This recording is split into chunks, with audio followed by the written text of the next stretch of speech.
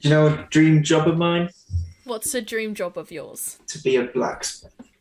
That's really I cool. just watch YouTube videos every day of all these dudes that have machine shops and big workshops full of machines, and they make cool swords, and that's what I want to do.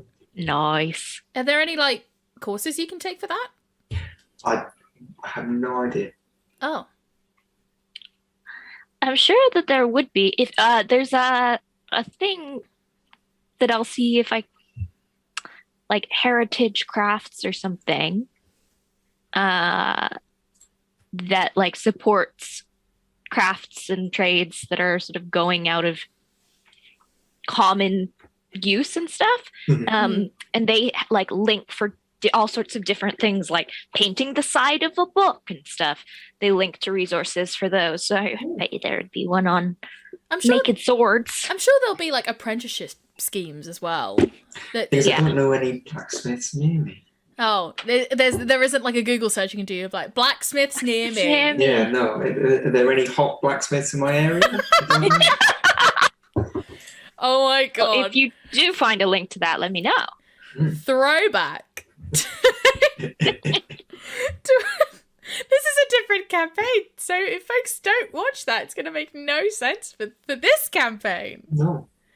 Go check out our past streams, nerds watching this video. And speaking of which,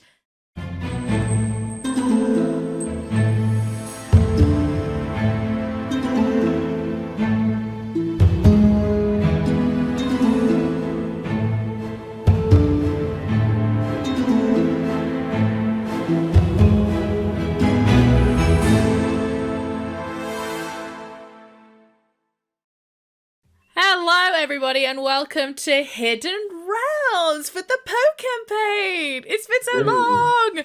I am Carrie, your humble little game master. I am little, I'm 5'5". I use they them pronouns. I'm playing the character of God, essentially, as dictated by the lovely layout that Kieran has done for us. So thank you very much. It looks absolutely glamorous and wonderful. Let's move on to Alberta. Yes, I'm Alberta. I use she, her pronouns, and I'm playing Petilil, who also uses she, her pronouns. And I'm even littler because I'm 5'2". Oh my god! I'm now just imagining when I meet you in real life of we're just gonna be like children.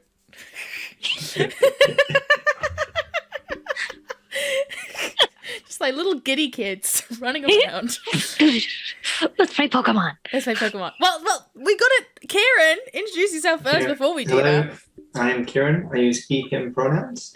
And today I'm playing Blue, who uses he, him pronouns. Are you going to play someone else on a different day on this campaign? No. You said today I'm playing, so I was making. Oh, yes, today I'm playing. Tomorrow, who knows? Tomorrow, who knows? Right. So, as I already said, it has been a little bit of a time since our last session because life has happened. I turned a quarter of a century, so I'm currently having a quarter life crisis. I'm kidding. I'm half joking. And other stuff has happened, but we're back. So let's try and recount where we left off. So, Wait, I want to know how tall Kieran is now. Oh, tall. Kieran, how tall are you? Maybe 5'10"? I don't know. I haven't. You two standing next to each other will be the funniest thing. That's a lot. No, more than that. Oh, everyone's so tall. Wait, how tall is Josh? I think he's tall, but I think everyone's tall. And he left the room, so I don't know. Oh, you can't ask. But if I stand on demi point, and I have pretty good demi points, so it gets me up there pretty well, but I have tiny feet, then we're almost of a height. Okay. Well, if Josh comes back, we need an update on this, and you need to tell us how tall he is. Anyway, I will find out. Anyway, yes, so before actually we get started, we have to do a couple of disclaimers. One, Josh sadly can't be with us for now and for quite a bit, so it means we won't have Gabby for a bit, but don't worry, Josh and I have been chatting and we have plans, so our last session is not the end of Gabby. I can say that. And Daisy isn't with us tonight, and also I have concocted a plan for that. So it's just us three, you know. We've had some quite chaotic dynamic pairings so far. So now we're just going in rotation of different combinations. So that's how it's going to work. Right. The last time me and Alberta played together, we killed a god. Yeah. Not me. Not you. No. Not this god. Okay. Not that god. Yeah. No. Another god who is not as cool as you. Oh, thanks, babes. Right, so last session we had to play catch up a little bit, and Petilil met Mimikyu, and they made their way to Klasana village, and throughout their various antics they met Claire Mignar with a much less pleasant introduction than when Gabby and Blue met her, and then suddenly there was loud noises coming from the factory, and the entire team met up again, and they managed to save Tilly in the factory, who was trapped in the basement with loads of spinnerack on the ceiling, even though when I was editing I realised I said there's no other Pokemon in the room, and I just straight up accidentally lied. We're just going to move on from that. And the Combi, the community helped her transition to become Thea, the female Combi. And that was really lovely. And we went back to the Pokemart and Tilly was reunited with her mother until suddenly there was a smack on the ground and Donna the Vulpix cried. And we're going to pick up from there. So it is very dark. The lights haven't come on yet. And before we do any kind of interactions, it all happens very quickly. So there's Donna's cry, and suddenly there's this purple aura that you start to see. You can't really see what's happening within that purple aura, but it starts to happen. It's starting to ebb bigger and bigger. And then a voice you hear says, "Corey, hypnosis." And this strange, almost more pinky than the other purple aura is being transmitted. You can see the waves pulsating through the Pokemart, and you feel this wave of drowsiness come over both of you as you start to drift off to sleep, as you see that purple aura getting brighter and brighter, as finally you black out and you wake up. And I'm going to start with a coin flip. Okay. You wake up and you seem to be on a wooden surface that's rocking back and forth. And you hear the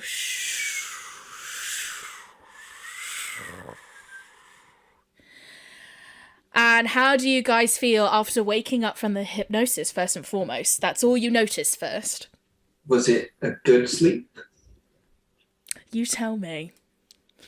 It was a good sleep for Blue. Okay. One he hasn't had in a while. Okay. Petilil? Petilil isn't pleased. It wasn't as good a sleep for her. Yeah. She's pretty pissed. Oh no. Okay. Well, first I'll say what you can instantly see. You do, if the wooden surface rocks back and forward enough, you can see that there's this huge stretch of water. There's no other kind of land that you can see. And you look around and you see Darlie tied up on this wooden surface being sat down, and she's unconscious. You cannot see Gabby or Mimikyu, and everyone else that tagged along with you is also not there. But you see two figures rowing as this wooden surface ebbs side to side. Embarrassing player question. I can't remember who Darlie is. Darlie is Donna's trainer. That's what I thought. She is the assistant of Professor Tumbleweed. Yes, that's what I thought. Thank you. It's okay. It's been a while. It's just us. You just say it's just you two. As far as like you see each other and you recognize that you're there, you can't see Gabby or Mimikyu, and the only other figures you see are the two figures. You can't see their faces, but they're rowing the boat. Okay, thank you. Are they looking at us or like away from us? Their backs are towards you. They're not looking at you. Right. I have a plan.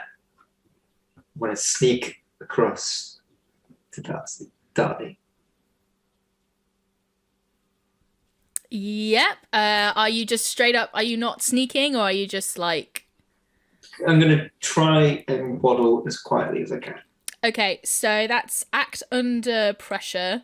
I'm just saying it is definitely your cool factor, and I'm just trying to see. Where is it? Yeah, roll with your cool modifier. Roll 2d6. Cool. That is in total with a -1, 6. That is a failure. I am not cool. Great. So what happens is that you are still waking up. You had a really great sleep. So you're still like sort of in that trance. And what happens is that you trip over one of the boards within this wooden surface. I know I already said boat, but you don't know what a boat is. So it's fine. And you trip and fall over.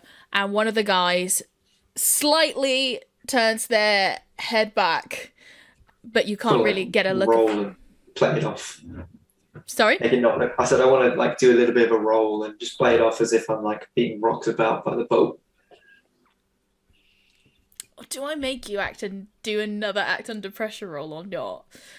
I'm feeling very two-faced today. Okay, yes you can. You can roll another act under pressure. Rolled an 8 this time. Okay. So as you're trying to roll over and pretend it's just the boat rocking you, one of the figures, because you're trying to pretend that you're still asleep and it's just the boat rocking you, you can't really get a good look of their face.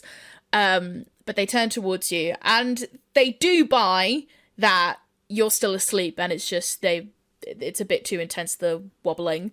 But they turn around and you don't get a good look of them. What do you want to do? Carry on crawling. Okay. I will say it's a fairly narrow surface, so you could try and like wheedle between their legs to get to the other side, but it is a lot of risk. Are they in between us and Darling? Yes. Ah, I didn't know that. Sorry, yes, that was bad explanation on my part. May I try something once I get my dice that I managed to not bring? Yeah? Thank you. I want to wake Darlie up. Okay, yeah, that will be a bit more difficult because you're going to have to try and go over the two people in front of you. No, I'm going to use Worry Seed to try and wake her up. Yes! I'm saying doing that is going to be very difficult. I have to go up to her? No, but as in, the way I'm imagining it, it's like Piggy in the middle. Like, the two figures are in the middle, and your Worry Seed has got to go over those two people in order to hit Darlene. Gotcha. I'm going to say for this, you don't use your modifier use your Poké powers. I think if it's got to go, like, if there's something like a projectile, yes, I'm not going to do that, if that's okay, if you permit that. That is okay. Thank you. Should we rough him up, Petilil? Pardon? Should we rough him up? I think so. Yes. Okay. Which one do you want? The one there. No, point to the one on the left. Okay.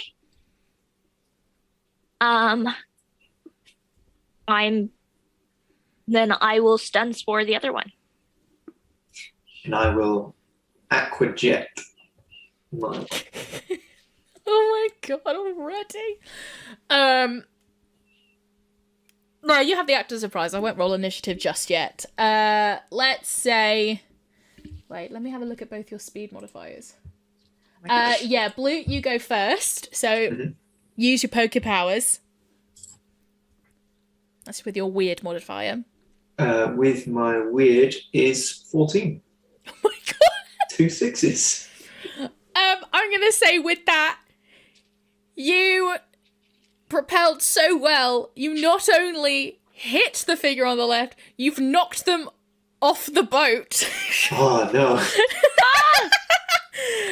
And the boat just completely sways as the figure on the left falls in and goes, Drake, what happened? And then Petilil, you would like to use your stun spore? Okay, and do I roll With your weird modifier, yeah. with my weird? Awesome, thank you. 8 plus something. 10! That's a full success. So you manage to completely freeze. So before the other figure can start speaking, they go... And they're completely frozen with this static energy radiating off them. But right now you have this manic person trying to paddle and trying to crawl back onto the boat. But now you can see, firstly, yes, Dali was unconscious, but she's starting to, like, her eyes are starting to lift slightly. I'm going to run over there. Yep. Start patting her face. Gotta wake up. Okay, what? Totodile? Where? Oh, what? Oh no, that is not good. As she looks over to one of the figures in the water, and she looks down and sees that she's been tied up. And you're like, well, that battle didn't work out very well. Right. What can we do? Totodile, use crunch on the ropes. Okay. Yeah. Roll with your weird modifier. It's a 9 total. Okay, so you managed to chomp through, I think, about half of the ropes. And at that point, she's still a little bit restricted. She doesn't have enough momentum to completely get them up, but she is able to use her hands to try and start unpicking at the knot. You can see the person that is frozen. They turn to see Dali and their eyes, like, it's like this panic, but nothing else moves. It's like this weird, like one of those weird paintings where their eyes follow you, like, all the time. It's really weird. And then the other figure, as they... Actually, I'm going to roll for them. Okay, yeah, they do. The other figure, one arm on, the other arm on, leg up, and is able to get back on the boat with no issue, and stands up and goes, well, what do we have here? We should have gotten them out sooner or later. Drake, get out Corey. And you see Drake, like, just frozen, and you're like, okay, well, we're gonna have to do something else then. Tash, let's go. And a Pokeball comes out, and you see that red square that you recognize from a while ago, and is on the boat, and looks around and sees you, and goes, ah, boy, you are in trouble. And let's roll for initiative. Woo-hoo! So, 2d6 with your speed, folks. And while you're at it, can you, because it's been so much time, Yes. remind me who this red square is? That is Tash the Sizzlipede, who nearly set the tree on fire. In our first fight? In the first session. Yes, thank you. It's okay.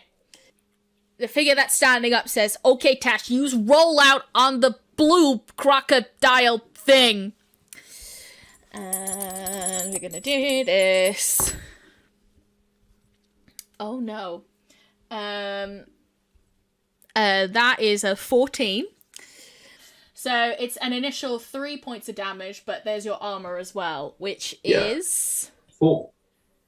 So you take 1 harm. Okay. Okay, Petilil, it's your turn. How long does it seem like this guy's going to be stunned? At the end of this round. Okay. I'll look at Blue and I'll go, send him over the edge. Yeah. And I'm going to stun spore the guy who just climbed back onto the boat. Yeah. But I've gestured to send the one who's stunned right now over the boat. Okay. Now that we're in combat, do I roll stun spore with my cool? Yes. Ooh. So that's 4. I'm going to say you were really excited to stun him to the point where you shook it a little bit too early. And you just ended up getting half on the boat and the other half on the guy that's already stunned.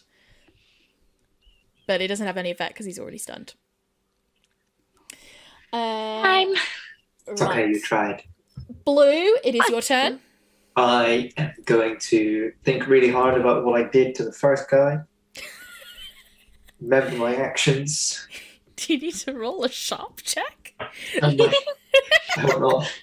how my feet were placed and how I did it. And then I'm going to aquajet the other dude. Yeah, okay. Roll with your attack modifier.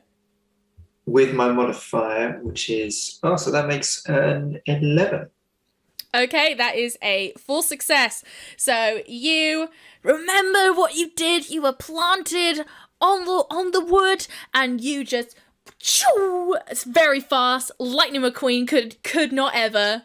And you bonk into the guy that is paralyzed, and he, with panic in his eyes, just falls back off the boat. Petilil, who's paralyzed? Yeah. He can't swim. He'll stop being paralyzed after a while, maybe. Sure? We're just buying time. And Yeah, he okay. deserves to die. Who's next?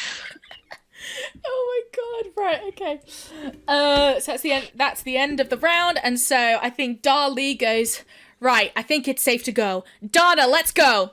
And she chucks up her Pokeball, and Donna comes into the fray. Oh, and that's such shit rolls. Finally, Donna. Hey, Donna. That is... Oh, Jiminy Christmas. Right. I think Donna she comes out and she still looks around and she's really confused and then is instantly terrified because she sees the water and is like, ah! And the guy goes, all right, Tash, looks like they're not playing any games. Use Ember on the Petilil. And... Who, me? Yes! Oh no! That is a 13. So... What's your harm capacity? Oh, no, what's your armor, sorry? 2. You take 3 points of harm. Okay, thank you. Oh, Petilil, you are burned. You feel as this ember hits you, this really scorching feeling on your poncho, and it almost pains you as the flame doesn't spread, but you can tell it's sinking deep into your skin. You will die. You will die. Yep, and I'm going to say, because I don't think we've done status conditions yet, we're just going to roll a d4 against your armor, and that's the amount of damage you take from your burn. I rolled a 3. What's your armor again? 2. So you take 1 harm, 1 additional harm for burn. Okay. Petilil, it's now your turn. Someone gonna die. I am going to use absorb against mustache. Okay, yeah. Roll with your special attack, please. Okay. So I'm rolling 2d6 plus my special attack. Yes. Math. 16. Oh my god. Yes. Roll your d4, but take a -1 because it's less effective. Dickhead. Yeah, pretty much most of my stuff is less effective against fire types. That's a 3 on the dice. Do I add anything to the d4? I know I subtract 1 because it's less effective, but do I add a modifier? Yes. You add your special attack. Ah! Oh, 12, wow. but less effective, so 11. 11. Tash takes 8 points of harm. And I get That's it. 4 back. You do! You get 4 back. 8 points. Brain, can you please work? There we go. And you have got 4 back, Petilil. I'm updating I've my already notes, bear adjusted with. it in the thing. Right, so it is now Donna's turn. Let me have a look at Donna's sheet again. What can she do? Okay, yeah. So Donna goes, "Two can play at that game, mister. Donna, use hypnosis." And she'll look at Tash with disappointing eyes. Don't miss. Wait, hang on. What's it? Okay, yeah, that is a 9, so it's a mixed success. So she looks at Tash, and she is ready. She is ready to go. But then, as the boat shakes, she starts to wobble in a panic, and so she is still able to put Tash to sleep. But also, Blue, you're also asleep. Oh no. This isn't what I asked for.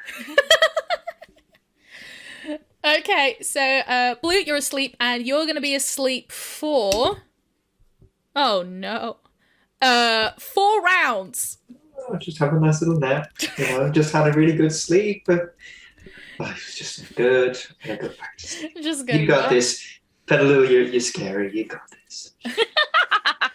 Oh my god. And right, so then we move up to Tash. Tash is going to be asleep for 2 turns. Petilil, it is your turn. Thank you. How messed up is Tash looking? You would be, if we're looking at Pokemon game terms, still in the yellow, but very, very close to being red. No, I'll wake my buddy up. Worry seed. Right, yeah. No.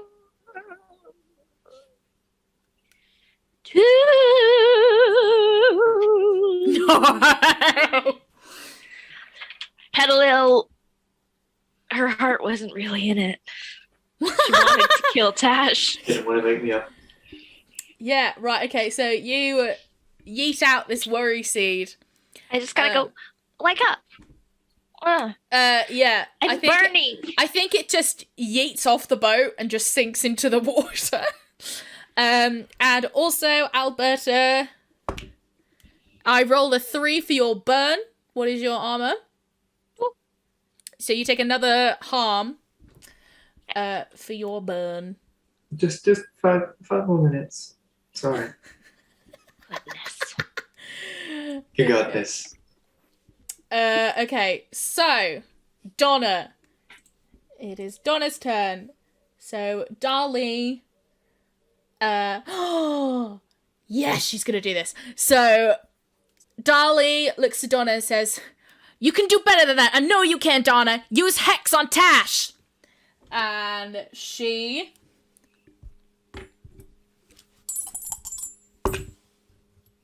Ooh,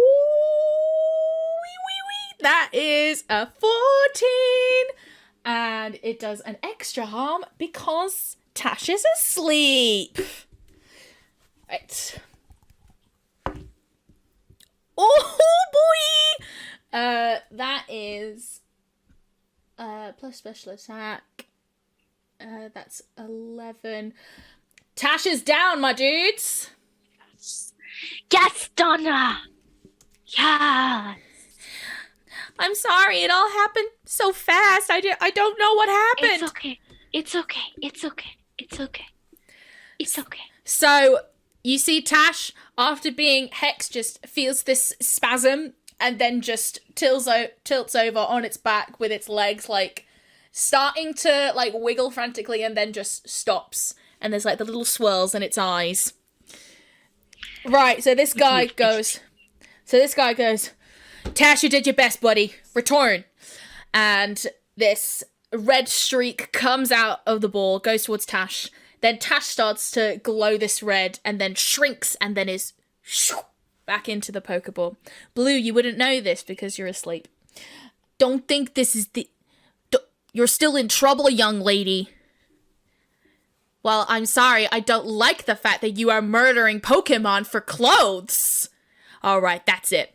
And you can see the guy is going over and his knuckle is ready. I'm going to try and stun spore him again if I can. Yes. I'm going to say we are still in No, okay. Yes, we are still in combat. So roll with your modifier, please.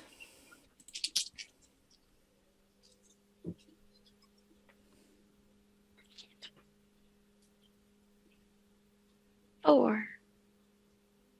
Oh no.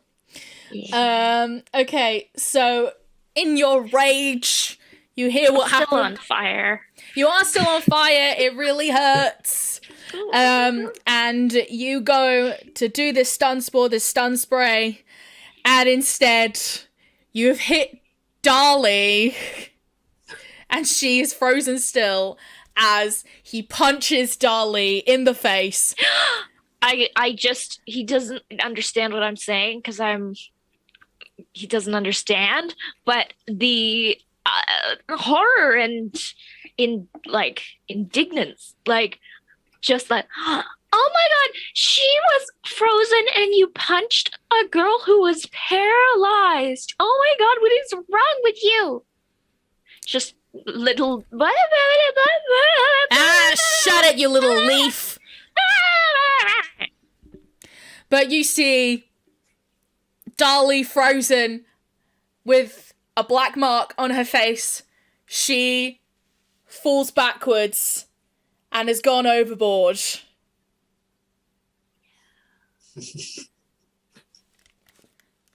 Dolly!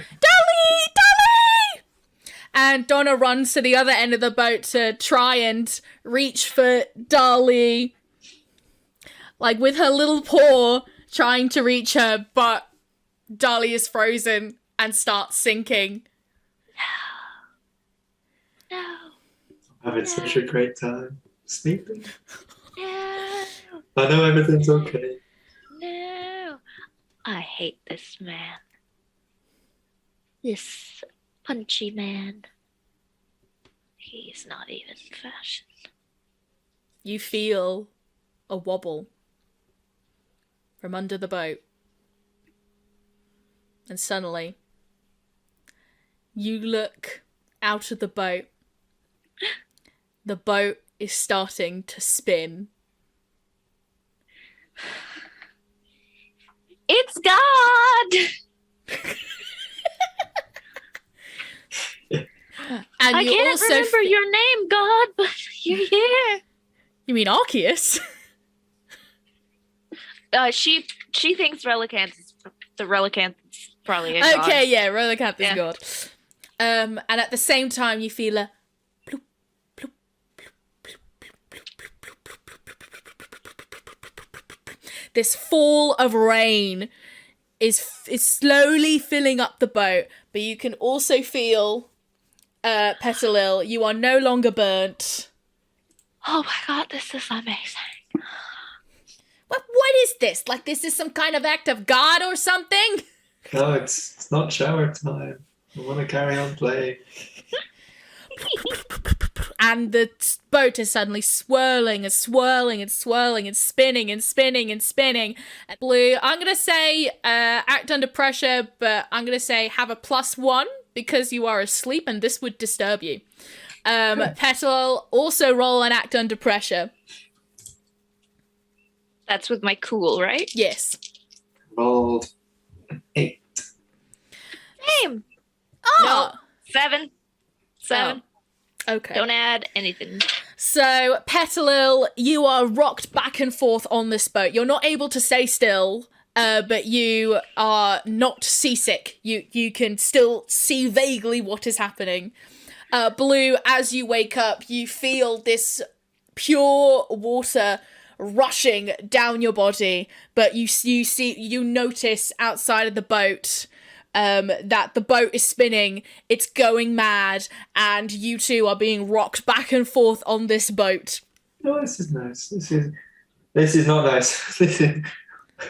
What happened? And you see, actually, I'm gonna roll for this guy as well. Okay, yeah. This guy does, like, he's able to roll back and forth, but is able to stay still. And he looks at you both being like, if I'm going down, I'm taking you both with me. And he jumps off the boat, grabs onto the boat, shoves it down, and the boat is capsized. In the water now. This is cool. I like this. Do I need to breathe? Yes. Do I need to breathe? I don't think you have to for a bit. No. Because you don't have gills. I've been practicing holding my breath. Yes, you've been practicing. But Blue, you open your eyes. Petilil, you quite can't because your eyes are not used to being underwater. You see Petilil slowly, like, trying to bob up to the top. You see Donna. You can see that in this water she's in physical pain as she is slowly falling down into the water. What are you both going to do? I'm gonna swim down for Donna. Okay. So you swim down and down, but you realise as you're going down, you are being swept up in this spinning, as you're able to get down and grab onto one of Donna's, like, little hair curls. Clump of hair, yep. You can see that at this point she is passed out. She can't feel anything. I'm going to make you do a check this out roll. So I believe that's with your sharp modifier. That's a 9. Okay. You see a faint blue glow in the distance. Like, further down, to the side? To the side. I'm going to go to Petilil. Petilil, at this point, you are underneath the boat. You are bobbing. You are currently, because you're quite light, so I imagine it was quite easy. You would float. Yeah, you would float. So you're above. You can't see what's going on. But, yeah, roller check this place out as well.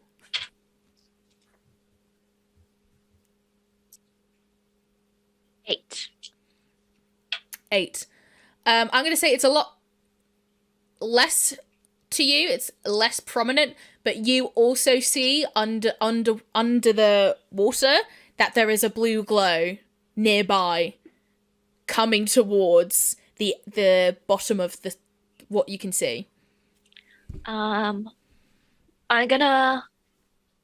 This is probably difficult for her because her army things are so wee, and because she floats. But she's gonna go, and she'll let out her breath doing this. Relican't under the water and just swim towards the blue glow. Okay. Let's see. And in her mind, that's what it is. I don't know. She could be swimming to her doom. She could be, you know. You don't know. Okay, Blue. You're holding on to Donna. You're spinning round and round. You're at the very bottom of this whirlpool, spinning round and round and round. And then you start to feel these scales up against you. You're being huddled by something, by this bunch of scales, this slime. And you look down and you see Donna is also being huddled by this collective. You can't really see what is like huddling around you both, but they're both this glowing blue, and you can feel the pressure, and you're slowly being drifted upwards towards the surface. Oh, good. Petilil, you see this. You see this. They're almost glowing, but at the same time, you can almost see the individual dark specks within that blue glow. You can see they clambered around Blue and Donna, and they're going upwards towards the surface. And next to them, you see... Actually, I'm going to go onto Owlbear. For the purpose of the viewer, they're not quite sure what it is. But you can see it's this school of fish, but there's this one even bigger body, this bright, beautiful, luminous blue glow. And you can hear...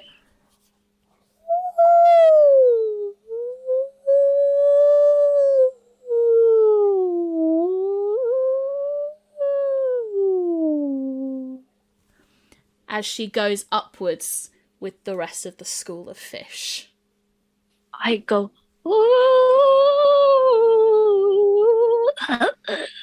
because I've ran out of breath. You see this small rotation of the bigger glow. You still can't really see its face, but you can see it growing bigger and bigger as it goes towards you. And then suddenly you feel this impact against you as you're being shoved up, and you're able to breathe. You're above water. You are now no longer underneath the boat. Thank you, beauty. Stay there. We're helping your friends. Thank you. Wow.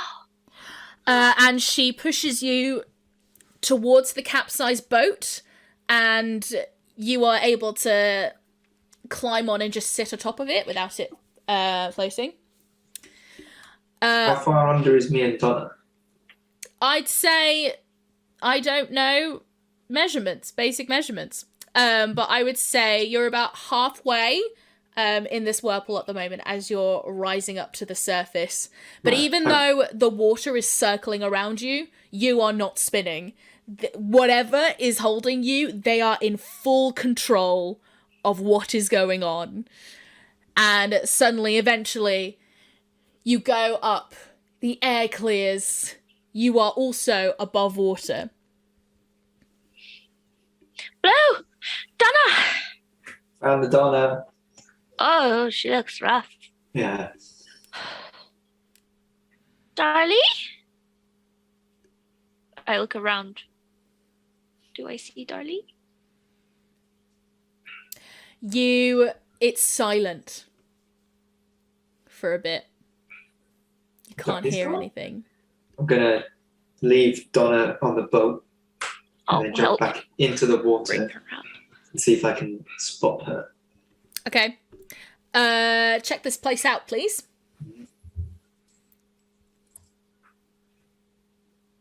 Uh, 9 + 1, 10. Okay, you can ask 2 questions. Can I see where Donna is? As you go underwater, you can look around and you see the blue glow again, but you also see a very large figure with long black hair being carried towards the surface, very far away from you. Can I get there and get her back quicker if I start doing some aquajets? Yes, you can. No. And that is what I would try. Use your poker powers, please. This plus my weight 7. Okay, so that's a mixed success. I feel you are propelling, you're propelling, but at this point, they're kind of near the surface anyway by the time you get there. So you just are able to do a small little nudge as you feel the surface hit, but you still can't hear Dolly gasping or breathing. You can't hear anything coming out of her. And this bigger creature goes, "Take her to the boat. We're going to find the other one." You don't have to worry about the other one. I'll take her to the boat. All life is sacred. We must protect all creatures in the ocean. I think if I heard correctly, he turns ocean creatures into hats.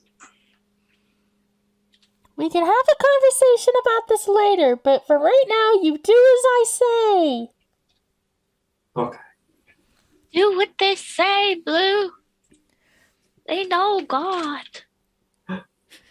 You know God. and this Pokemon goes back down underwater. And you are left with Darlie. Start paddling to the boat. Yes, I'm going to say eventually, after the Finneon helps Donna get onto the boat, they dart towards you and they're able to help carry Darlie across the stretch of water. And they're able to help, I think firstly, actually, they gesture for Petilil to jump onto them off the boat. Okay, it's very slimy and slippery. You can barely move without risk of falling over. But this small group of fish swim away from the boat as the other half, they manage to turn the boat over so it is able for Darlie to lay down on the boat and they lift you back onto the boat. You are all safe in the boat. Thank you.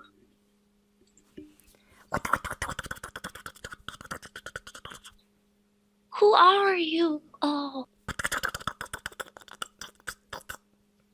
Fair enough.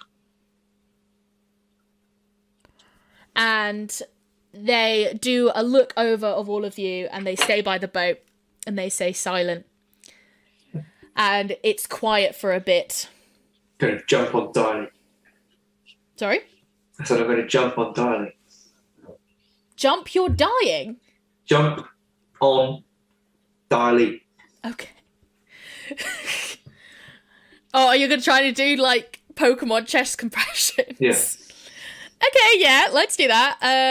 What kind of move would that be? Let's flavor listen to me. Roll with your loyalty modifier, which is with no additional bonus. Okay. 2 and a 6 for 8. Okay. So you are jumping. You're jumping on her chest. You're repeatedly, and then eventually, like, she rolls to her side. She is so heavily breathing to try and get out all this water in her lungs, and she is awake, but she is in no fit state to be talking or doing anything. Okay, now Petilil, you jump on Donna. Okay. I go and jump on Donna. Wake up! God. How are we gonna this isn't gonna work with the loyalty. I'm going friendship. to... Roll for friendship. No, let's do another act under pressure with your cool modifier. 4. Nothing happens. You are far too light to do any kind of pressure. When it doesn't work, I'm gonna look at her and go, oh.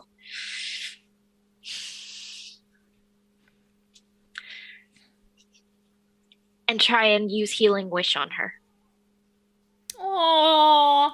So roll with your cool modifier, please.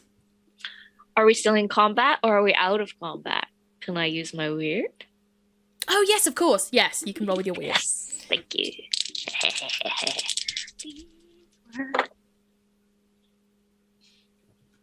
11. That is a full success. So you use Healing Wish, as suddenly you see all this water, like, gush out of her mouth. And goes...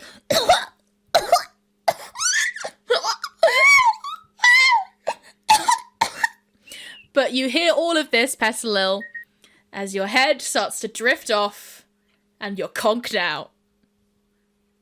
This is not working. Everyone is falling asleep.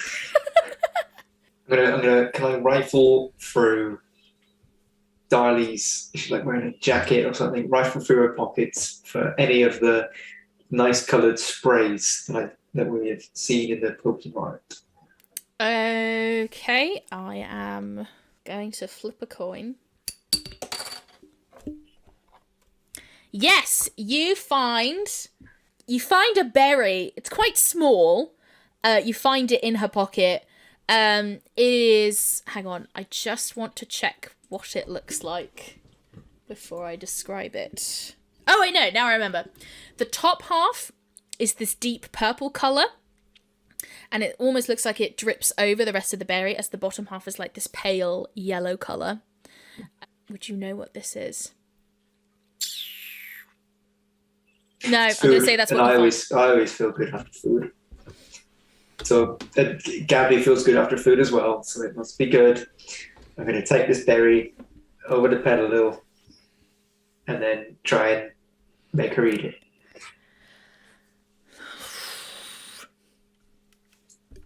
Yeah, no, I will give that. Petilil, you feel this liquid in your mouth, and it almost takes you aback as you kind of feel the reflex to chew on it and start to swallow, and your eyes start to drift awake, and you see Blue with the root of a chesto berry in his hand. Why are you laughing? You disgusting creatures!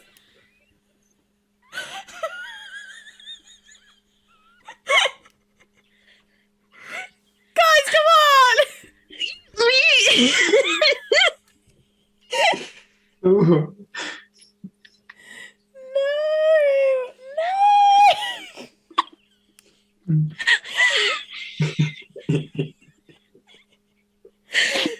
We can't do this! We can't do this!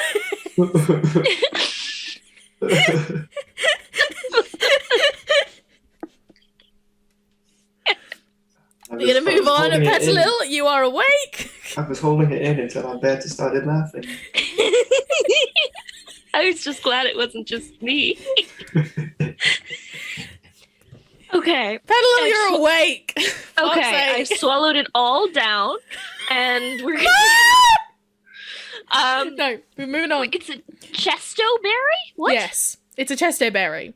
Do I know what that is? It's a little bit salty.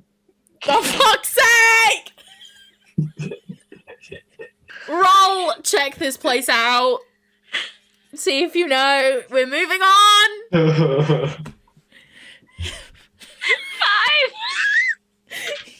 You have no idea. I don't know what it is.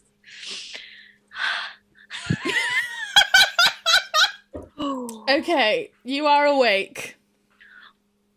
Oh, no, we can. Oh, whew.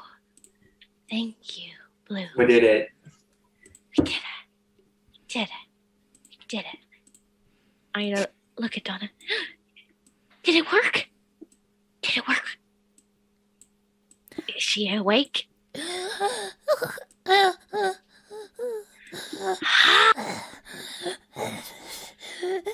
Healed you. I did it. That's what she wakes up to. Okay. It worked. You're welcome. Darlie, where's Darlie? She is here. Darlie. Go cuddle with her. She'll feel better. And she looks around and she sees Darlie still almost resting after such violent coughing. And she, with such low strength, crawls over to Darlie and nestles in her chest. And all Darlie can do is wrap her arms around her. Oh, well, that's sweet. And then I'll say quietly to Blue, she's fully healed after what I did. If I did it right, which I think I did. I know I did. She's acting. She's playing it up. Oh, Donna, how sad this all is for you. Go over and I'll just sort of pat her on the head. Ever the consoling friend. She nestles her head outwards and looks towards you. What happened? I don't know, really. I woke up and I saved you. Yeah, that's about it. Because you can't swim, Donna. You need to learn. Yeah. I'm a fire type. We are water, literally. And I'm a Gemini. I can still swim. What? You heard me, Donna. I said I'm a Gemini, and I can swim. So it doesn't matter what you are. Okay, no, out of character. I'm a Gemini. What are you talking about? Just It sounded like Blue fire doesn't signs. know- Blue doesn't know what a fire sign is. Oh, wait. Gemini's an air sign. I don't know. And he can still swim. I can still swim, Donna. Okay. You're a water type. Look, it's Just rest now, Donna. It's been a rough day for you. well actually nice- it's night. It's been, I should have It's said just- that. It's been The a game rough- master should have said that. It's been a rough pum. it's been a rough pum. A rough pum. Okay. Oh, Petilil, the fishies are going to bring the man back as well. Why? I told them not to, and then you told me to tell them to because they know God. Oh, yeah. Yeah. Ew. They're gonna bring him here? And then they were just gonna, save him. I can't see. Is there anywhere else they could take him? I don't know. Is there I'll look around. I'll check this out. Is there anything I can see? Yes. No, I'm going to give you this. You can't see any land whatsoever. Thank you. Oh, darn it. They're gonna bring him here. I'm going to stick my head over the boat and talk to the fish. Mm-hmm. What do you say? Hey, guys, is there any land? You can see they all start to look at each other. They don't know what to do. You know, the thing that you don't go on? One of them nods. And you see, after thinking and deliberation, They start to dissemble and start to spell out the words, wait. If only I could read.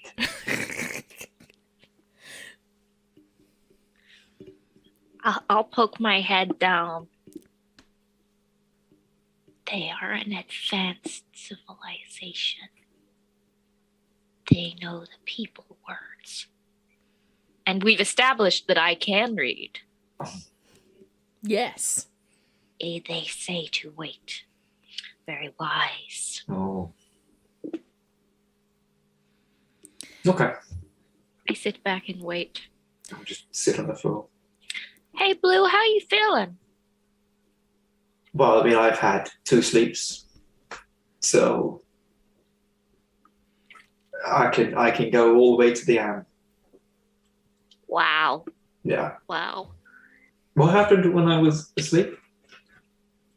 Because I mean, we were doing pretty good, and you know, like the dude went in the water, and then I just took a nap, and it was all spinning when I woke up. Right. So, you took a nap, and then Donna, did a thing, and it, I think, killed Tash. Oh. But then he got absorbed into that ball thing, which is so unfair that we don't have, because I think he maybe still lives, but I think I don't like that. So there's that. And then the guy who got back in the boat, he jumped off the boat and he turned it over and we were in the water. Oh. And then Donna Yeah. and you woke up. Yeah. Yeah. That's pretty much it. Oh. Yeah. Okay. Yeah. This all makes sense. Yes. I don't like being burned. I don't think I've ever been there. Count yourself lucky, child.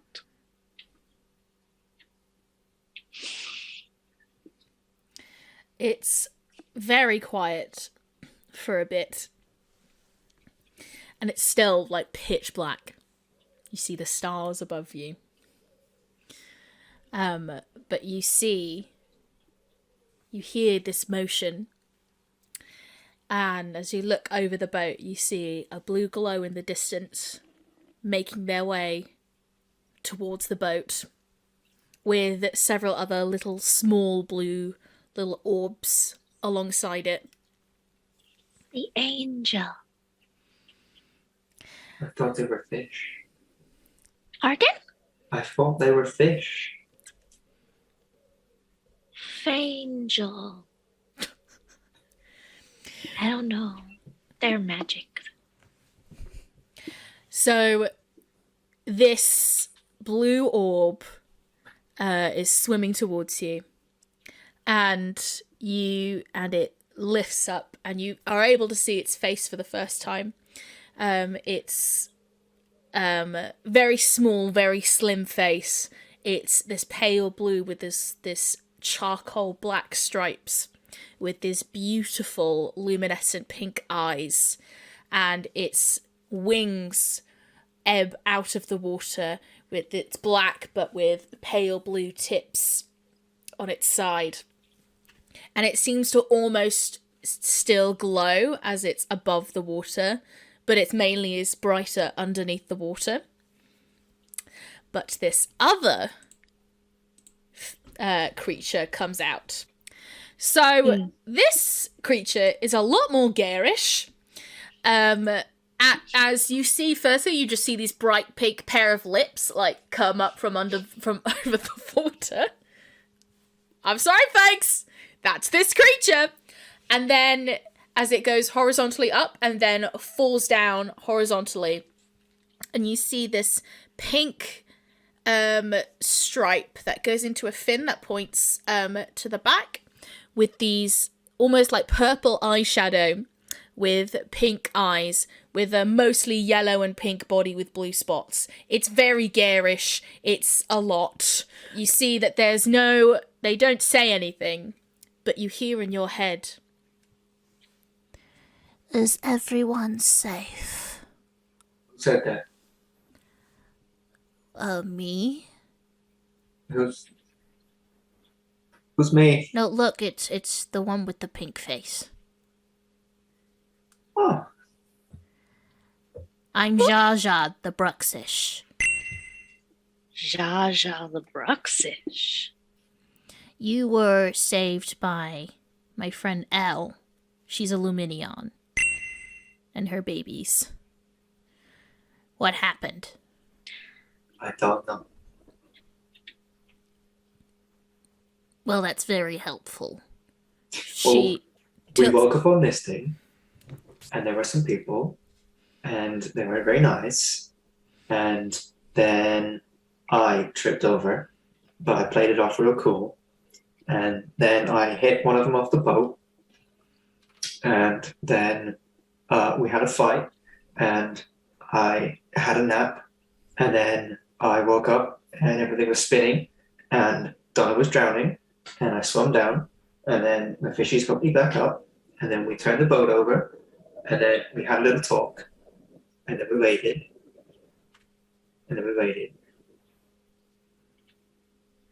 and now we're here. okay. And she tilts her head towards Elle, and you can see that even though there's no sound, it's silent. There's almost this look of understanding towards each other, like they're having a telepathic conversation. Jaja looks back to both of you. We found the humans. They have been taken to Sunkan.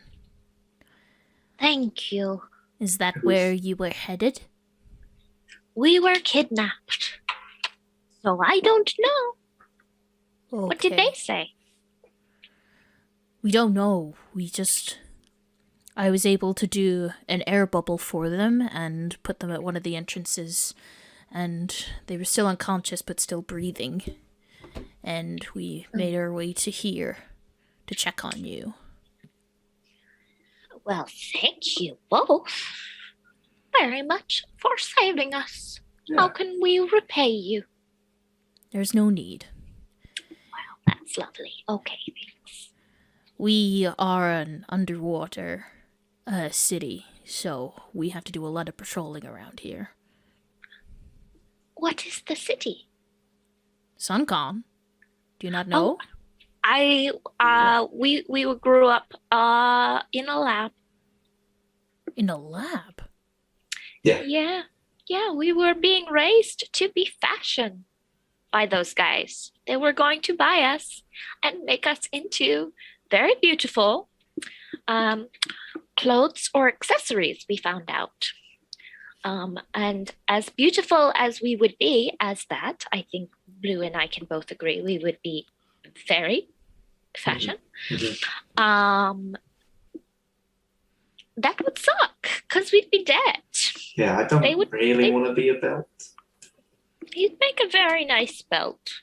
I would, but I don't want to be one. Or like a handbag. Or both. Ooh. Like a two fashion. Ooh. As you're talking, Jaja, you can tell that there's another telepathic conversation and is informing Elle of what you just said. And then Elle looks towards her little babies, and you can tell, again, there's another telepathic communication going, and you can just see 3 of the small fishes just dart down underneath the water. Wow. The people of Sunkan City will know. Nice. Thanks. One of them has a Pokemon who is mean and hurt me. I don't know if you can see. in a ball. We did So, see you know. we did see a Pokeball on the guy's belt. We can only assume that that they're safe with their trainer. We can't make any assumptions. So where are you meant to be? Honestly, it's been so many weeks since the last sessions that I can't remember. It's been like over a month or something. Sorry, Kieran? The forest. You're a long way out from the forest. Fermendale. Yeah, can't see it anymore. There was like a whole bunch of houses. You know the one. So, you came from a lab in Fermendale Forest. Near Plain Wind Lake, where we met God God the lives there. Relicanth. Just send. Can you like talk to him? You mean to tell me you met Relicanth? Yes. Yeah, he was really nice. The guardian of Lake Plainwind. No one's seen that Relicanth for centuries. No, we did. Yeah, no, we did. We did. Like I said yesterday. Yeah, if we ever need to find him, he can be found at the Lost Fire, whatever that is. You're going to the Lost Fire? No, we've got a lot of options. We're people about the town. Okay, well, I mean, we can take you to Sunken City, and there's the way Sunken City is that a lot of it is underwater, but you can it slowly goes upwards towards the surface for boats and harbors and things, and you can be able to get onto land that way. But in Sunken City, you're able to go through air pods, so you're able to walk through the city if you're a land creature. Sounds so advanced and civilized. Well, yeah, they really owe it all to me and the other Bruxish, but, they're not really going to give me the credit for that. But I will nominate your name to be put on a bench. Does Suncom have benches? yes, What about that's appreciated, I guess. trees? And you can tell that she's relaying the conversation to Elle. And you see that Elle does this nod and looks to you. And Jar Jar looks and goes, Elle and the Finion are able to put you in an air pod and take you to Sunken if that's where you wish to go. Yeah, Yeah. I think that sounds pretty cool. Okay. Well, and looks to Elle and nods. And you see that Elle expands her wings and starts to glow. And you see there's a whirlpool starting around the boat. But this time, almost combined with this wind, this gust of power, that the water is, instead of going downwards, it's starting to go around the boat and spin and spin and spin until you are basically in this sphere of water. But you can breathe absolutely fine. And you can see these blue glowing dots around the sphere. And you can see outside it starts to get darker and darker, and the pressure is deepening. You can tell that you are underwater. What would you like to do in the meantime? Hey Donna, guess where we are? No, not underwater again. Please, not underwater again. Please, I can't. It's okay. There's air. There's air. You're still as fiery as ever. You are the fire in the water, Donna. How can... I wasn't paying attention. How that... We're so far from home. Yeah. Yes, but they would have made us into fashion, so we do have to keep remembering that. And she turns towards Darlene and starts headbutting her. And Darlene starts to sit up and be like, okay, Donna. Whoa.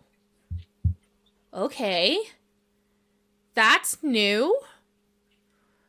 Okay, Donna, what is up? You owe us an explanation. Yes, Donna. Yes. You've Get angry, Donna. You've been withholding us information about my friends and Tawny, and I want to know what happened to her. Donna, I knew just as much as you did.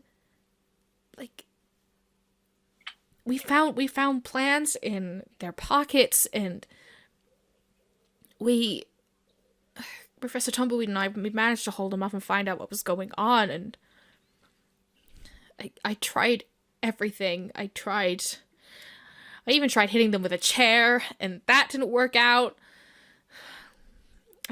But the gas sleep knocked me out. I don't know where the professor is, but I was in the boat.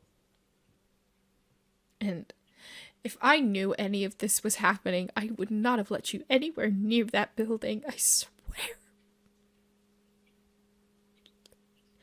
I would never do that to you. Okay, I'll accept that explanation. But still, where's Tawny? I don't know where Tawny is. I know that she was taken away, and that's... I don't know, Donna. She is out there. Tawny was a strong growlith. She was a strong, independent growlith who don't need no Traitor. traitor to help her. Thank you, Blue. Yeah. Tawny is out there, and I want to find her. How are we going to do that, Donna? You know, fire types are banned. You know how people would react when they see you? I'll try camping. Really? Camping? If that's to find Tawny, I'll do what it takes. Hey, Donna. What? Donna, does Darlie have, like, a ball for you that you need to go with? Yes. You could do... Right, yes, because I saw that. I saw her do... Yes, I did. But I don't like it. What's wrong with it? It's just really claustrophobic, and you know, you kind of just feel like more of a ploy, like to just be used for whatever the human wants, and it's just not nice. Oh, I mean, Darlie completely understands, and that's why, you know, I've rarely ever in my Pokeball unless it's really like horrible, you know, like now, but. You know, it was... Yeah. I guess I'm gonna have to sacrifice that, huh? Well, we'll protect you as much as possible. And when we see that he's coming, you can always go into the ball. Yeah. We can do that. Yeah. Yeah. And Darling. then I can carry you around, and it'll be fun. Blue is super strong. Yeah, I will. Look, I know I try to give off this really like sarcastic and, like I'm very aloof, but you're really strong, Blue, and I really Yeah. thank you for. I really thank you for saving my life. All me, not the fish. And she goes over to you, Blue, and she boops you on the cheek How? with her nose. Why'd you do that, Donna? We were being nice. No, she like with her nose. She just like a cute little like. Just took it completely the wrong way, like ready to throw hands. But no, No, no, no. no. Sorry. That was very sweet thing. Oh. I do not okay. have a nose, so I can't do that. So it's good for you guys. Woohoo! That's nice. Would you like to do anything else? Do we see Petilil is going to think really hard to try and talk to Jaja somewhere, wherever Jaja is. To see if maybe she hears. She's gonna test out her psychic powers.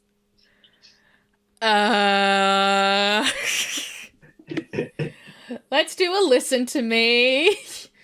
Yeah, use your loyalty modifier. Okay, I have 3 check marks. That is a neutral then, so it's a nothing. It's a flat roll. Just a roll. Yeah. 6. Yeah, you try and think things. Nothing happens. Is it working? No. Keep trying.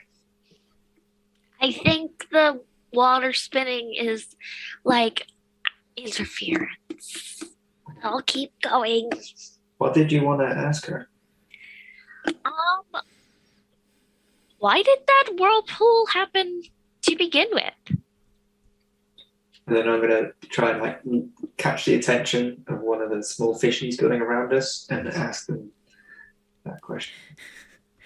You see, like, as you're waving, like, one of the, like, dark specks gets, like, closer and closer, and then suddenly you just see a boop.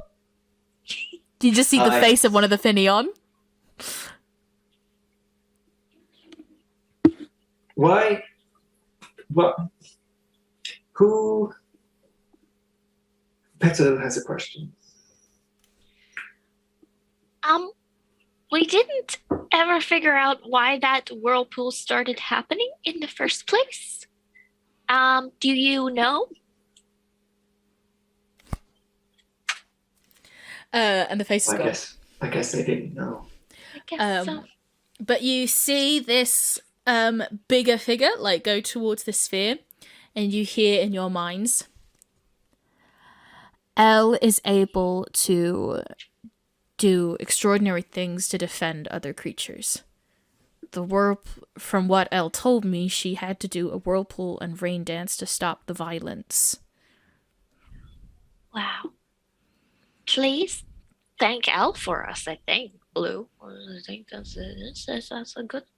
Yeah. That's wonderful. Thank you. I'll pass it on. And then And the thank- dark figure, the shadow goes away.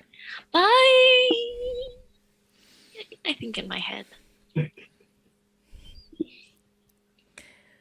Is there anything else? Where do you think our friends are? Maybe they're still in the place with the houses. You're talking about Gabby and the others? Yeah. I was in a net, so I couldn't see everything perfectly, but when you guys fell asleep, there was this... Hang on, I'm gonna roll. Oh no. All I saw was this purple glow, and you guys were asleep, but Mimikyu, Gabby, thistle. They were gone.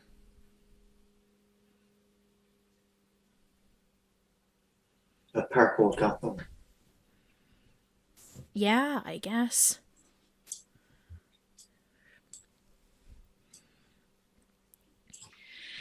I don't like this. Don't like this at all. Look, Gabby is a force of nature. You know, she'll... Gotta be God. Gabby's God. She'll be absolutely fine. How will we find them again? Oh no. Like, what are all the chances they also wind up in the city?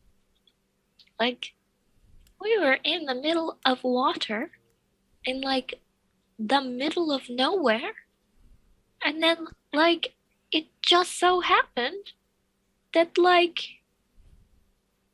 these crazy angels saw what was happening to us and brought us down to this underwater city that we're going to.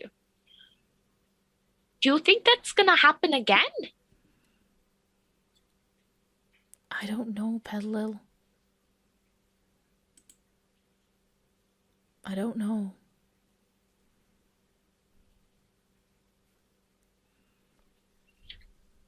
Blue, do you remember where we were, if we were going anywhere in particular?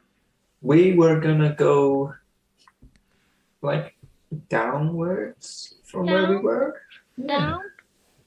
Yeah. I mean, we're going Downwards? Yeah. on the map. Yes. Down. You did, though. All the way? You're in Klasana Village. You went all the way down. Oh, then from there, I don't know where we were gonna go. I think... So we don't have a rendezvous point.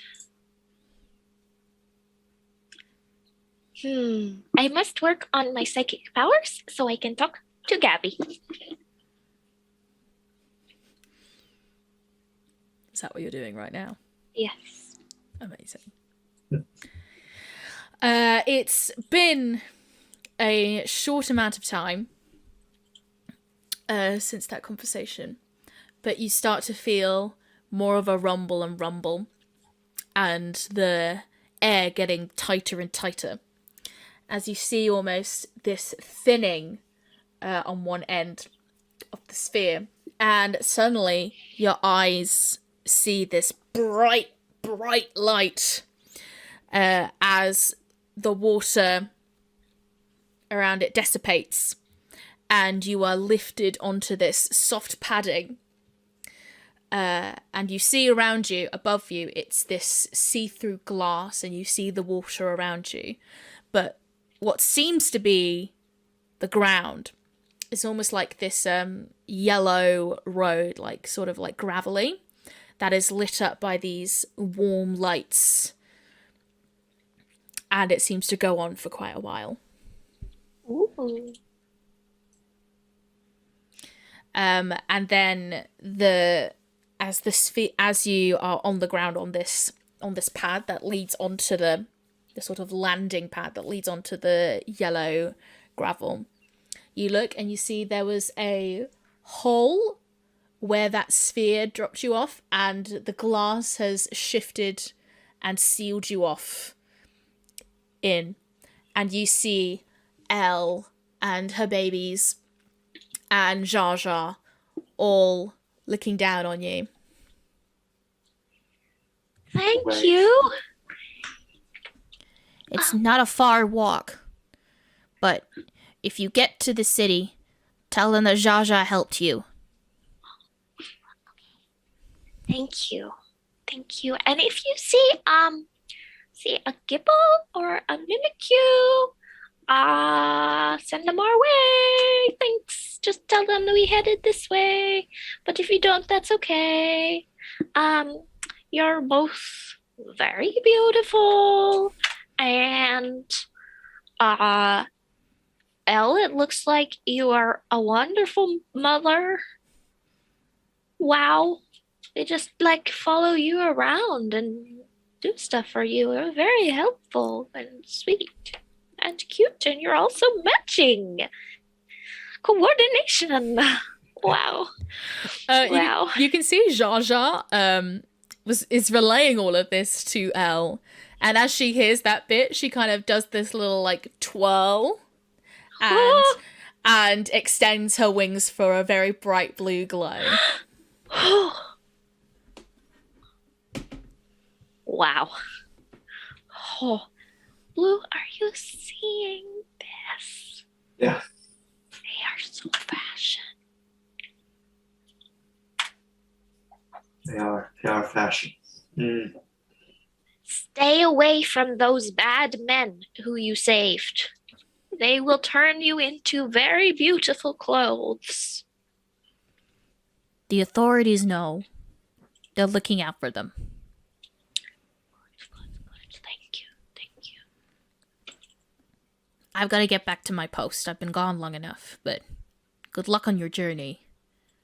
I hope you Amen. find your friends again. Thank you. And you see the pink creature just swims alongside the tunnel that you're in, but goes further and further until there's no pink left in the distance.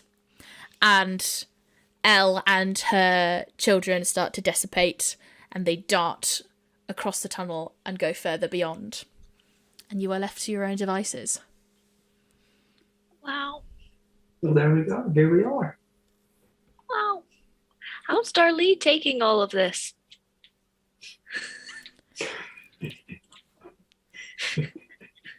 I have no idea what is going on. But I guess the only way is forward. Donna, what are we gonna do? We can't risk people seeing you. Hang on. And looks in her bag.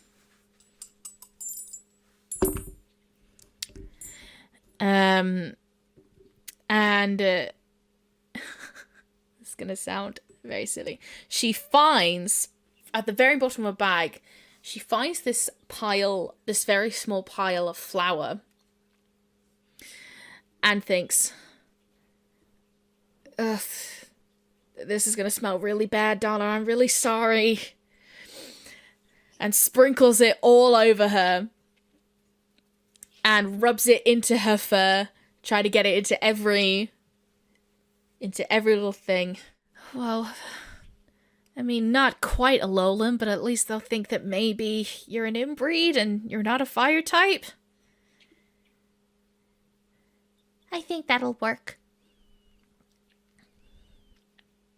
I don't have like a nose that I can use to boop people, but with my olfactory senses, it just smells like bread in here now.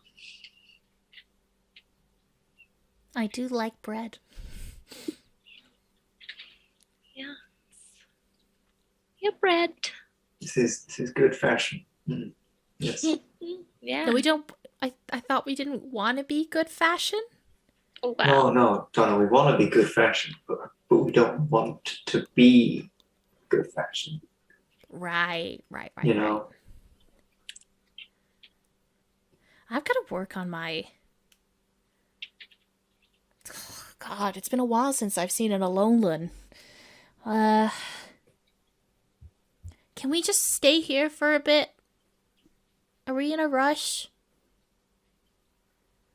There's only one way to go. Okay. So she looks at Darlie, and you can see that Darlie and Donna are like, Darlie's brought down her phone to Donna, and the signal is very patchy, so it's not moving very fluidly. But you see on the screen there's a white version of Donna, but the eyes are like this glassy blue, and the hair is these beautiful tight curls, and the tail kind of wisps in the air rather than have these really tight, kept in curls that seem to stay. But you see that Donna is trying to practice walking like this white version of herself. Work it, Donna. You think people of Sunken City will have ever seen a Alolan Vulpix? I don't even know anything about this city. No. But if they haven't, they will. Okay. This can be like the equivalent of a short rest. So, how are people's hit points looking? We can probably roll a d4 and you can just add those hit points back. Cool. I was on 7, so I'll just go back up to 8. Cool. Oh, I'm throwing it everywhere into my lap. 2, which brings me back up to full. Cool. Oh man, everyone being healthy and not in any danger whatsoever. Yeah. We love right. to see it. Okay. And I think with that, we're going to take a little bit of a break. And we are back. We have emotionally recovered from what that all happened. That's not a sentence. But we're going to move on. So in that time, folks, Blue leveled up to level 8. Woo! What have you decided to do when you leveled up? I got a little bit faster Yes. because I am a little slow. I'm a bit behind. And then I forgot my cool dancing moves. And in exchange for my cool dancing moves, I learned Mud Slap. You know what I want to do as an interaction for that right now? Like, for you discovering you learnt Mud Slap, whilst Darlie was putting the flour on Donna, I'd like to think, and feel free if you want to go against this, you were trying to help. Oh yeah, just picking up anything off the floor. And just yeet it. I'd like to think you missed. Because it's super effective against Donna. And Darlie's like, whoa! I didn't know you learned Mud... I didn't know you knew Mud Slap. But no, I just was trying to help. And I saw this on the floor. That's Mud Slap. Oh. Did you just learn that? Yeah. Because I'm so, all me, I'm brilliant. I just learned Mud Slap. Yeah. And look at this. And I've run in a circle. That's so cute. Cool. Wonderful. So all the party are ready and you start to walk towards Suncon City. Now, it is a little bit of a walk, so if there were any additional interactions or questions you'd like to talk it out before arriving, now is the time. Blue. Yes. It looked like Al had a lot of kids, eh? Yeah. And they all did what she wanted them to do. Yeah, Yeah? kind of like a little army. Where is this going? Good to know. Do you think that's how all kids work?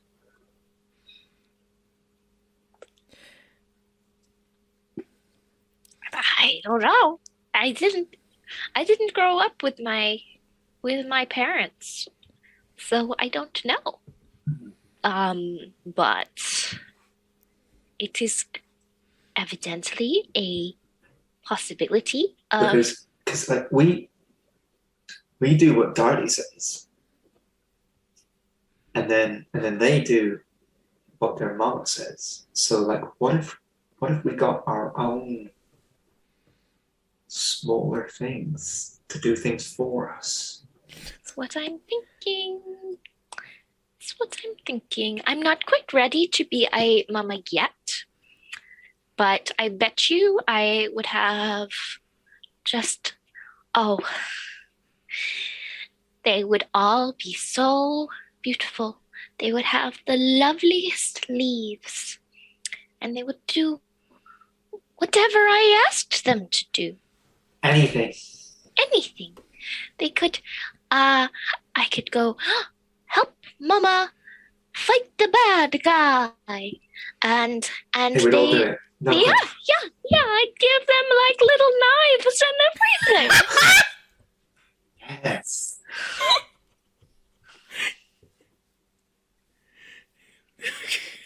This is such a good idea. This is a thing we need to be considering. This is Donna. Donna, are you hearing this? Donna, What? have you ever thought about having kids? I'm only... Scrolls onto the character sheet. I'm only level 7. God. So there's time. I have a career ahead of me. I am not having kids. You could make them do the career. Yeah. And they would do it. No. That is in case, I have any unfulfilled dreams and then I would force my kids to do them. That is not something I'm going to do. Well, More army for us, right? yeah. Okay, you guys do your little, sociopathic little child army, and I don't know what that means.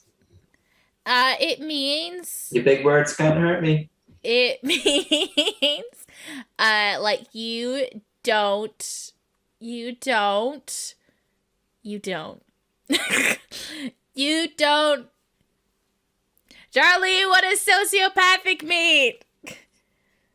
I don't know, Donna. Let's check Google. I don't think Darlie knows. I don't want to say the wrong thing, and that's why I'm not saying anything. Oh, well, Donna, a sociopath is a person with a personality disorder manifesting itself in extreme antisocial attitudes and behavior. Yeah, so you're being very antisocial. Yeah, well, no, because Darlie said person, and I am a Totodile. I think Pokemon can have mental illnesses too.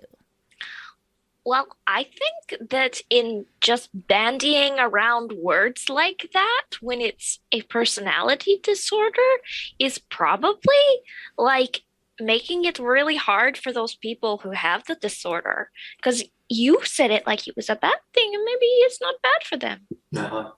You know what, Petilil? That's very true. I apologize. Thank you, Donna. You are forgiven. We all make mistakes. When our armies walk, they will not harm me. Right. Sorry, I'm just, I am listening, but I'm also just practicing my walk. Because I've got to,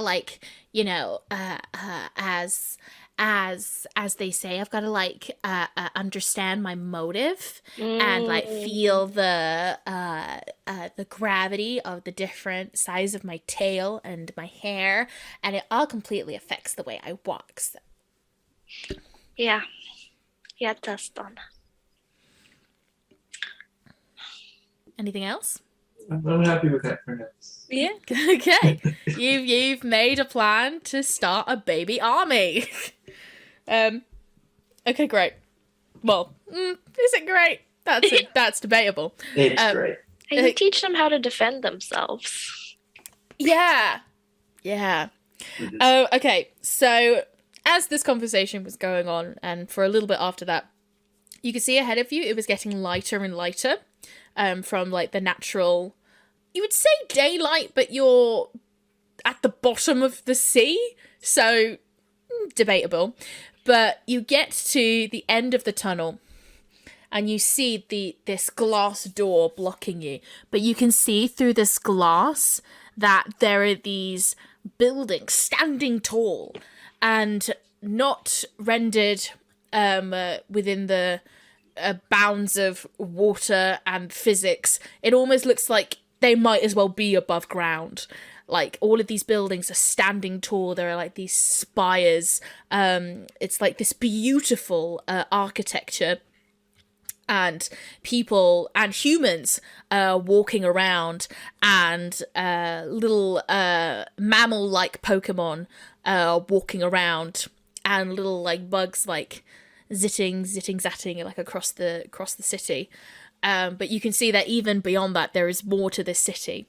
You both wait there, and you see a person approach you on the other side. You can see there's like a few holes like in the wall, and you can see the person on the other side. It pulls a little lever, and then you can hear everything properly. It's like the sound of like a bustling city. There's like children like chatting. There's like animals like chirping. It's this really immense, almost utopian kind of place. But you hear this person say, "Purpose of stay? We're tourists. We want." Jaja sent us. Can you understand that, Petilil? Yeah. She said, Shasha? Jaja. Jaja sent us. Jaja. Yeah. Oh, right, okay. 1 minute. And they go off to the side, and you hear like little beeps, and you see the door shifting slowly, opening towards you, and you just feel the air and the energy like completely wash over you as you are able to step into Suncon City. And you can look above you, and there's that similar glass over the city, and you can see all the Finneon like swimming around it, and all other different kinds of Pokemon like surrounding it. But yeah, you are in the city. Wow. This is better than a forest. This is pretty cool. Now, why exactly did Jaja send you? Well, we got into a bit of an accident, and Jaja said we would be safe here. We just want to get up to the surface. Oh yeah, no, that's absolutely fine. If you it's about an hour's journey across the city. It's not that big. But if you just, whenever you see something that's about to go uphill, just go up that, and eventually you'll make it up to the surface. But for the time being, if you wanted to, go to any restaurants or check out the sights, then, that's what we're here for. So enjoy your stay. Oh, great, thanks. And the person walks off and sits in their post, watching, just sealing the door back up again. It'll just bows to them. She tries to curtsy as well. Oh, well, that's a very lovely Petilil you have there. Oh, she's not mine. Well, she kind of is. Yeah, she's really lovely. She's really nice. Are they all your Pokemon? Big wave. Yeah, they're under my custody, I guess. Right. They look in very good health.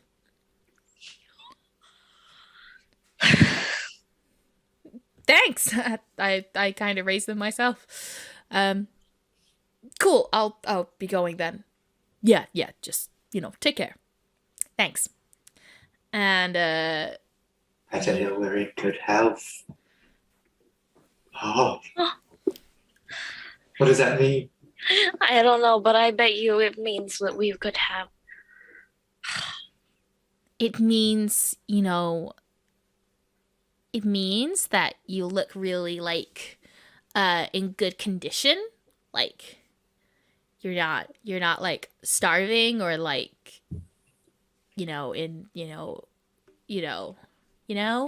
Means like we're rare. No. Mint condition, I have heard. Oh, Yeah. Like If I that. had a box, I would still be in it. Yes. but you broke out of it. Yes. But they wouldn't know. They wouldn't know. They wouldn't know. They wouldn't know. So, yeah. I mean, obviously we want to get to the surface, but I've never been to Sunken City. I don't really know what to do. So what would you guys like to do?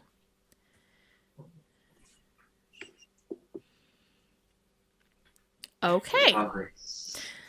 Yeah, we could really use something to eat. And supplies. Please. Supplies, yes. Let's see. I don't have your Pokeballs with me. We have Pokeballs?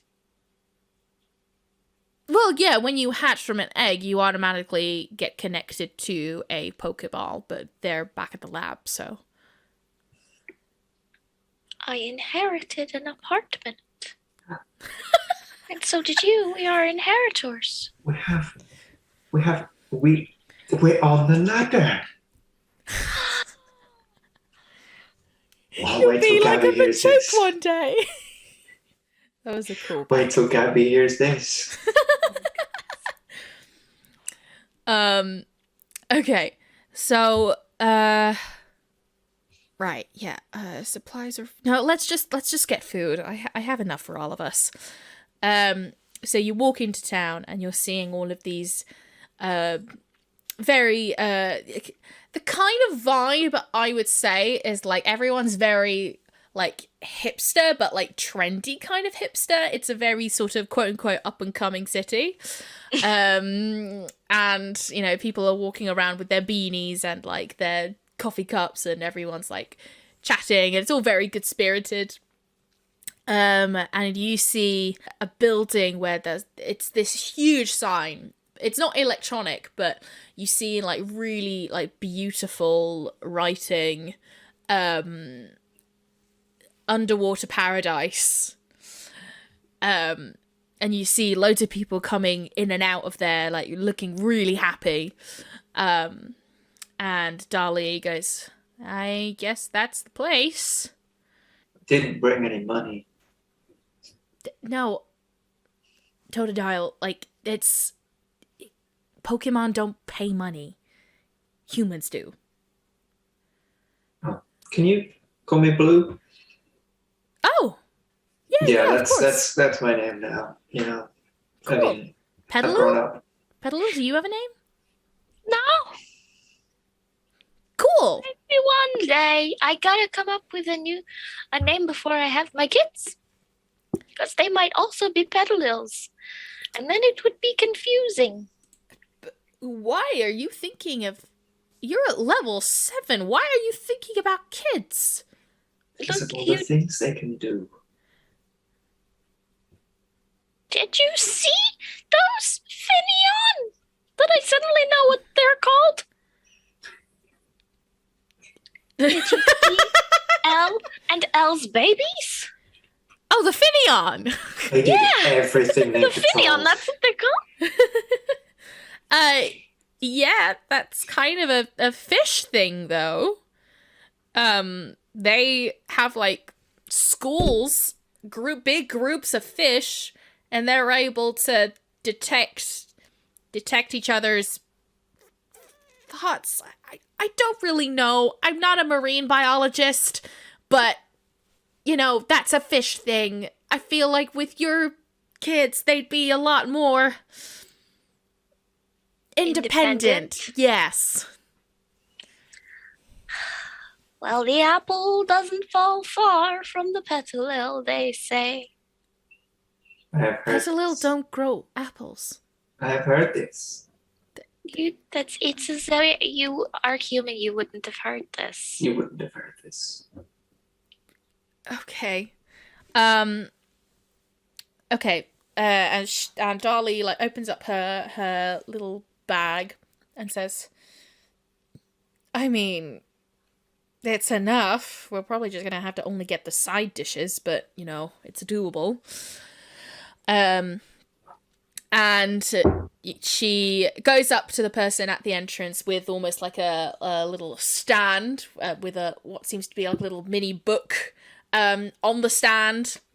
And he goes, hello, madam. Welcome to Underwater Paradise. How can I help you? Oh, yeah, it's just me, and my little pokies here. Oh my god, you're by yourself? Aw, like, that's such a shame, such a beautiful woman like you. Oh, I hate this guy. I get that. Thank you, Tabuli. But I am perfectly fine, you know, being by myself. It's Mr. Balcony to you. Balcony. Tabuli Balcony. They totally read Plato in their spare time. Yeah. Yeah. It's Mr. Balcony, if you so please. Yeah, I really don't care. Can I please get a table, please? Yeah, of course, ma'am. Absolutely. Follow me. And as you go into the entrance, you see other Bruxish. They're a lot smaller. But you can see the people in front of you. They seem to kiss the people's cheeks, and then suddenly this sort of blue film goes around their head and then billows out into a sphere. And then they're able to walk through into the building. And that happens to all of you. These Bruxish come over and they kiss your cheeks, and you feel this slime coming all over your face, and then suddenly, boop, it's this perfect little sphere that you can breathe in. And you walk in, and you realize that this restaurant is completely submerged in water. And you see loads of different tables and everyone dining at them. And there's like air bubbles on top of the table where everyone's food is, and they're able to eat there, and they're able to, and all of these dishes are being served on these Pokemon that are little blue spheres with lanterns, with a lantern coming out on each side. And they come out and they bring these. Petilil's disappeared and it's come back. And delivers it onto the table. And Tabuli Balcony walks you through the restaurant and is able to find a very small table near the back. And you all sit down, and he says, I'll just get you a menu and some bowls for your Pokemon. And he walks off. But yeah, you can see around you, it's a little bit dark because it's completely submerged in water, but you see everyone with their blue spheres around their heads, very confused, but excited for what awaits them. Tabuli brings out all of these little menus for each of you, but a really big one for Dali. And you can just see Dali just like skipping straight to the back of the menu and saying, oh, can I possibly, can I have the clam pearls? Just like the really small ones, like the worst, like that, like they're just about to go. And yeah, that's me. And if you just get some, appropriate berries for my Pokemon, that's great. I want to look at the waiter with my cutest, saddest face I can muster, and point to the big menu, and then point to my belly.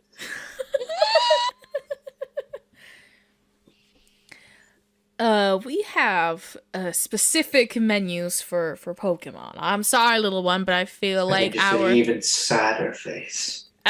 Roll listen to me. Well, in this case, it would be a flat D6. 2d6. 6.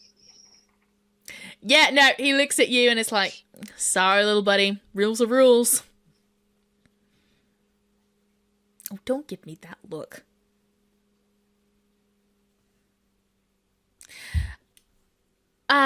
What kind of berries, ma'am? I don't know, like orange berries or something. Citrus berries, that would be really great. Something that's really nutritious. Yeah, absolutely. I'll speak to the. Are you sure? Like, that's a very small. We want to give you the full experience, ma'am. Do you not want any of our more refined, any of our specials? No. The clam pearls are absolutely fine. Well, okay. And starts writing things down. I'll get that for you in just a moment. And walks off, and you're left to your own devices. Hey, Petilil. Yeah. Do you wanna eat their food? Instead of berries. Oh. I don't know. I mean, you know what they say. When in Suncom. You did say that just now. Yes, that's right. That means they say it. Yeah. Like the apple. Like the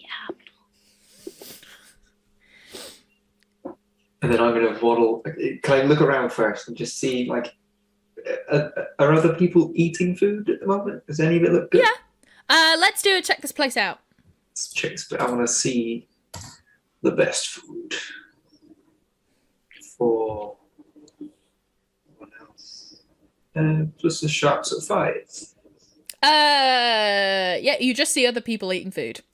Yeah, it's good enough for me. I would like to try and go towards them again with sad face. Oh. And I basically just want one of these people to feel sorry for me and give me some of their food. Okay. So you're waddling on the. Well, you can see you're almost floating as you're like swimming through this restaurant. And you go to one of the tables, and you see it's another woman sitting by herself. She in this blue bubble, she has this really beautiful, sleek brown hair that's tied up in a bun, like with these bangs that are lining her face. She is incredible. She's wearing these really outlandish, really over-the-top clothes with a pop-out collar. It's almost this white jumpsuit with this big ruby gem in the middle of it, with this big white cloak, with this blue fur of a scarf that's inside the bubble to make sure it doesn't get wet under the water. And yeah, she is currently on a phone call. Do her clothes look like any Pokemon I know? Roll a check this place out.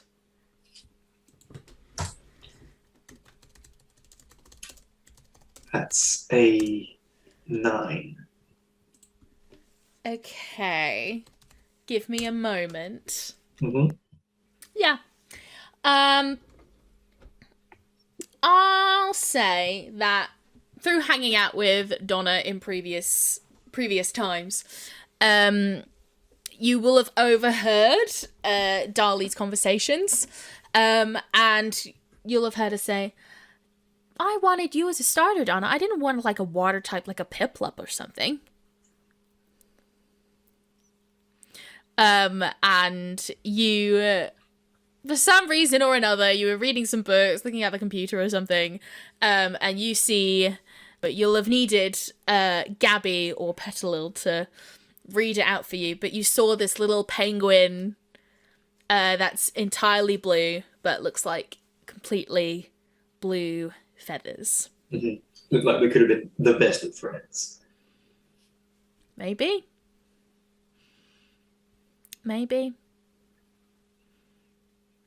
What would you like to do? steal this woman's food. Because I mean, I can swim, so I want to do like a swim by steal. Okay. But you see the videos of like the people at McDonald's, and then someone runs past and grabs their order. Yes. That. Let's do an act under pressure, shall we? Yeah. This is what you get when you wear someone who could have been my friend.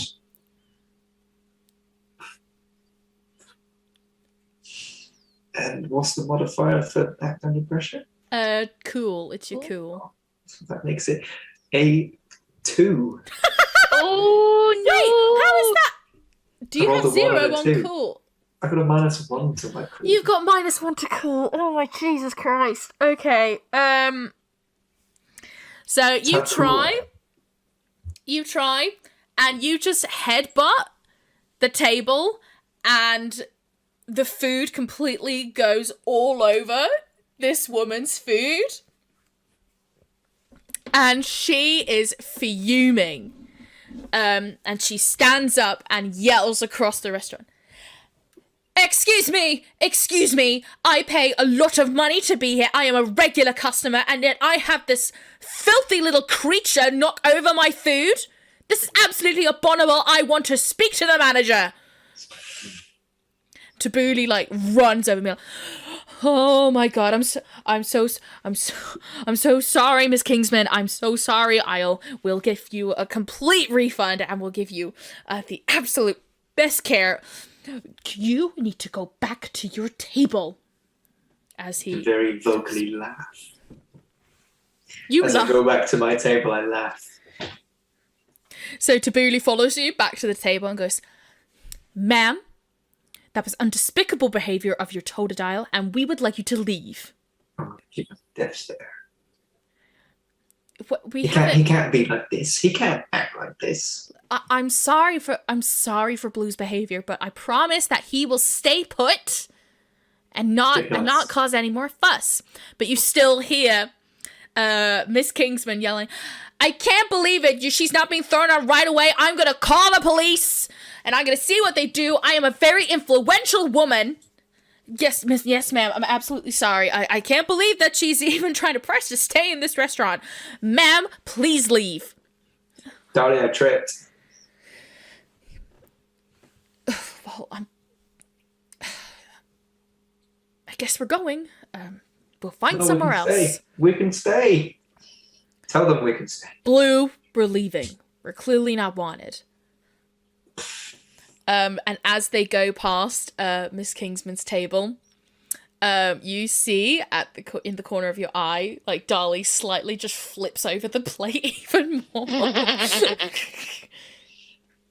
And you can see that Kingsman is roll a sharp check for me, please. I think both of you can do this. 7. 9. Okay.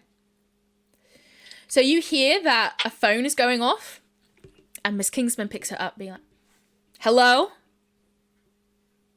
What do you mean? How did they end up there?" "Okay, I'm on my way. You're lucky this time. You can keep your money. I'll be back another time." And she waits for you to leave before she goes. Hey, Blue. Yeah. What happened? Well, jeez. Do you remember when you read I had the book and it had the blue guy in it, and I asked you to read his name? Yeah. She was wearing him. Yeah. So I wanted to swim by really fast and steal her food, but I missed. Oh. Yeah. Well, next time. Should we tell Darlie that lady is a bad person? Yes. Darlie, What? Blue says that lady was wearing a dead Pokemon. What? Yeah. Blue, is this true? That's why I did it. I didn't trip. Yeah, Yeah, she no was one wearing- believed that you tripped, Blue. Well, I only told you. Okay. Okay, God, I can't believe this. I can't believe I'm gonna have to... Right, okay. We're going to the police station and we're gonna report Aster Kingsman that she fucking murders Pokemon. Okay. And she's going somewhere. So you're walking around town for a bit, and eventually you see, like, it's a fairly standard, like, police building. They're like, cool building, police station, Suncon City. Darlie walks into the station, and you see it's a lot more, it's like a combination of those westerns where there's only like 3 cells, but it really overcompensates with the giant lobby. And then, like, there are almost these like 2 desks behind a glass wall, and Darlie approaches saying, "Excuse me, I like to report abuse against Pokemon." And the policeman looks up and goes, "Oh, right, okay. Sorry, let me get the paperwork." And rustles down into one of the drawers and starts writing. "Can you give me your name?" "Yes, my name is Darlie Canyon." "Canyon?" "Yeah. Darlie Canyon. Not that Canyon, it's just coincidence." "Oh, yeah. Must have been a nightmare at school, huh?" Yeah. Had to keep on insisting I didn't, make flutes." "Yeah, I'm sure." Right. And do you know the name of the person?" "Aster Kingsman." "Sorry, could you say that again?"